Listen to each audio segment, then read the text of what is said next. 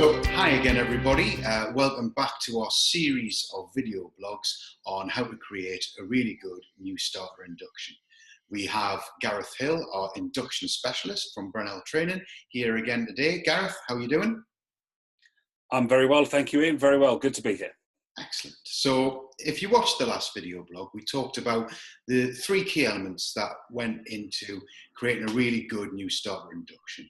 We also talked about the type of research that you should do and also the people that you should speak to.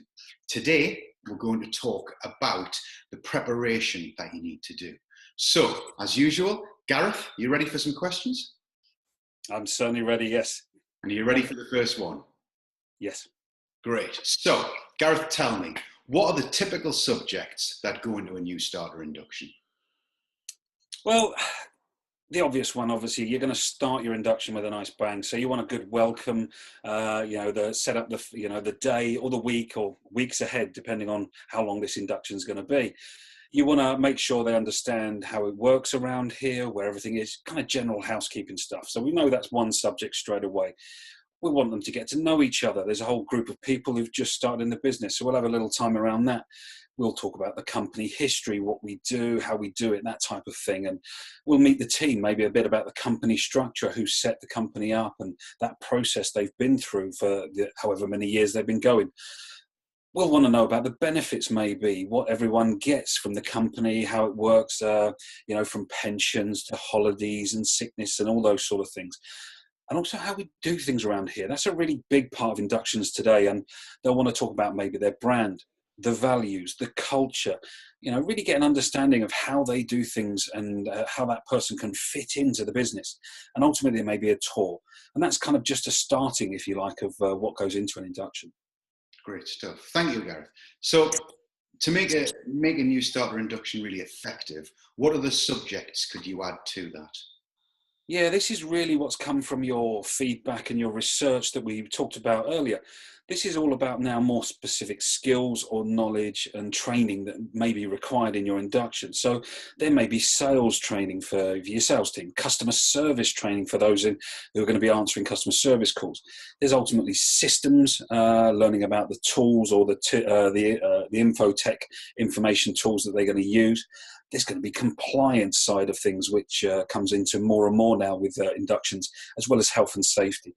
You may even want to things like knowledge tests, assessments, role plays, ability to listen to calls that have happened, or even video role plays that have gone on, where you can assess how behaviour has happened or how they deal with certain situations. All of this, plus things like on-the-job training, mentoring and coaching.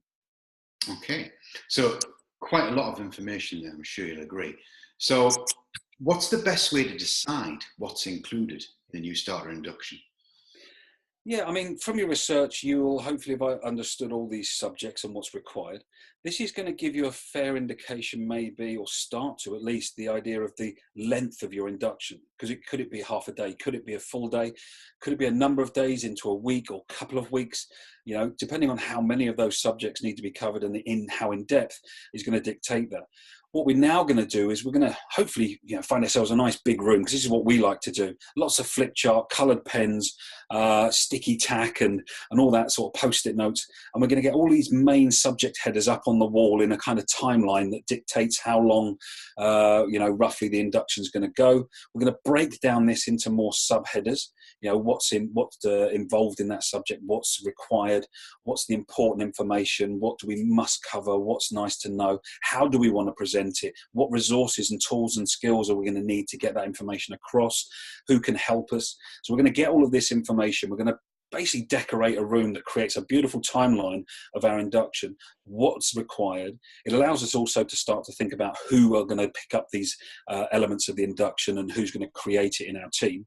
Then we can decide on whether that info is important, how important it is, whether it must be in the induction, what helps the new starter. It'll also decide on what's a nice to have, that can, as well as what we really do need.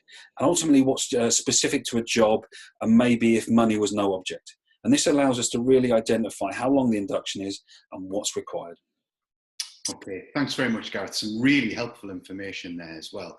I'm glad that you mentioned money, because in the next vlog, we're going to be talking about setting budgets and budgetary constraints. But for now, Gareth, thank you very much. Thank you, Ian. Thanks for your time. Okay, see you next time. Thank you.